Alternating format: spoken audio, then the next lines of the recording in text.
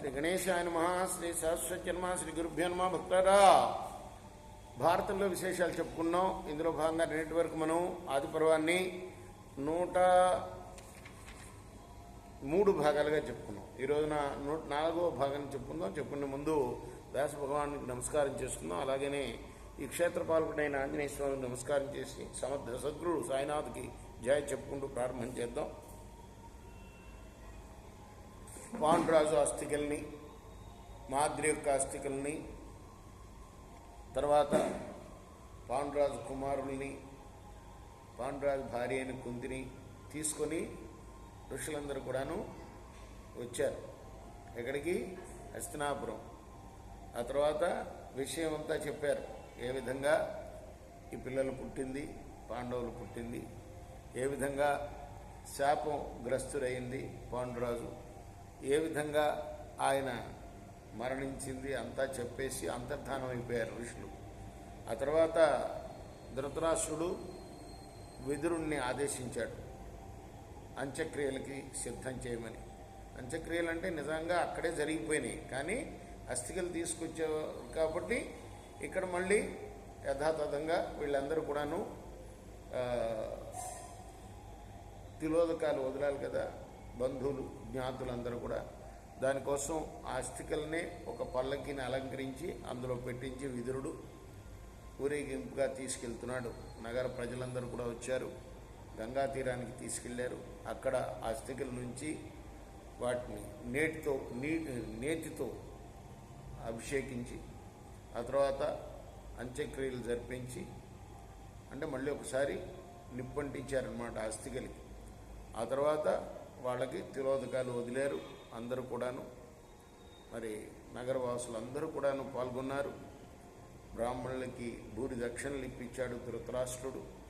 ఆ విధంగా అంత్యక్రియల్ని పూర్తి చేశారు. ఎక్కడ? గంగా తీరంలో.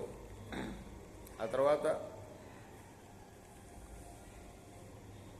శ్రాద్ధం కూడా పెట్టారు వాళ్ళిద్దరికి, పాండురాజుకి మాద్రికి. మరి మృత శౌచం అయిపోయింది, అశౌచం అయిపోయింది, శుద్ధి స్నానాలు అయిపోయినాయి. అందరూ మరి ఆ స్నానం అయిపోయేదాకా, అశౌచం అయిపోయేదాకా నేల మీదనే శయనించారు. ఇప్పుడు కూడా చాలా మంది అదే ఫాలో అవుతారు, ఇదే ఆచారం. శౌచం అయ్యేదాకా నేల మీద శయనిస్తారన్నమాట.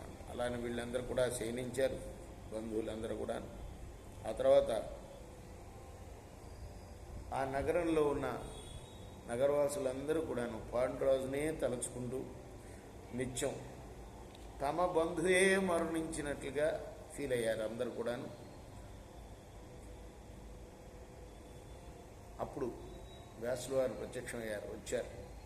వచ్చి దుఃఖాతురతో ఉన్న తల్లితో అన్నాడు, సుఖాలు అనుభవించే కాలం గడిచిపోయింది, భయంకరమైన సమయం సమీపిస్తుంది, రాను రాను చెడ్డ రోజులు రాబోతున్నాయి,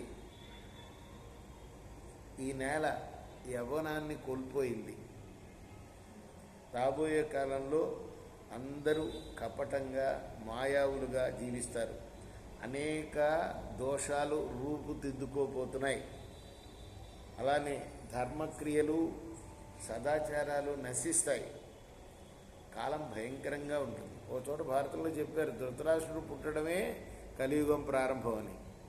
అర్థమైందా? అదే కౌరవుల అవినీతి వల్ల భూమండలం అంతా కూడా నాశనం కాబోతుంది. అంతా ఎవరు చెప్తున్నారు? తల్లితో చెప్తున్నాడు, సత్యవతితో. కాబట్టి నీవు యోగ మార్గాన్ని ఆశ్రయించి ఇక్కడి నుంచి వెళ్ళిపో, తపోవనంలో జీవించు. ఎందుకంటే ఈ వంశానికి కలగబోయే ఘోర సంక్షోభాన్ని, ఆ తర్వాత వినాశనాన్ని నువ్వు చూడలేవు నీ కళ్ళతో నువ్వు. అప్పుడు సత్యవతి ఆ మాట అంగీకరించి కోడలితో అన్నది, అంబిక, నీ మనవుణ్ణి, నీ మనవుడి యొక్క దుర్నీతి వల్ల భరతవంశము, ఈ పౌరులు బంధుమిత్రులతోటి సహా నశిస్తారు. అంబికే తవ పుత్ర పౌత్రస్య దున్నయాత్ కిల భారత సానుబంధ వినక్షంతి పౌరాశ్చేవేతి న శృతం. కాబట్టి నీకు ఇష్టమైతే పుత్రశోకంతో బాధపడుతున్నా ఈ అంబాలికని తీసుకొని నేను అరణ్యానికి వెళ్తున్నాను. అంబిక అంబాలిక, అంబిక పుత్రుడు ధృతరాష్ట్రుడు, మనవడెవరు? దుర్యోధనుడు. అర్థమైందా? వ్యాసుడు వారు చెప్తున్నారు, నీ పౌత్రుడు ఉన్నాడే మనవడు, వాడి దుర్నీతి వల్ల భరతవంశం అంతా నాశనం కాబోతుంది. కాబట్టి ఇదిగో ఈ అంబాలికని తీసుకొని, నీ చెల్లెలు అంబాలికని తీసుకొని, అంబాలికరు ఎవరు? పాండురాజు తల్లి కదా, ధృతరాష్ట్రుడి తల్లి అంబిక. పుత్రశోకంతో బాధపడుతున్నా, ఇప్పుడు చనిపోయింది ఎవరు? పాండురాజు కదా. అందుకోసం ఆమెను తీసుకొని నేను అరణ్యానికి వెళ్తున్నాను, నీకు శుభమవుగాక. ఇక్కడ వరకు మనం ఆపుదాం, రేపు కొనసాగిద్దాం. కృష్ణార్పణం.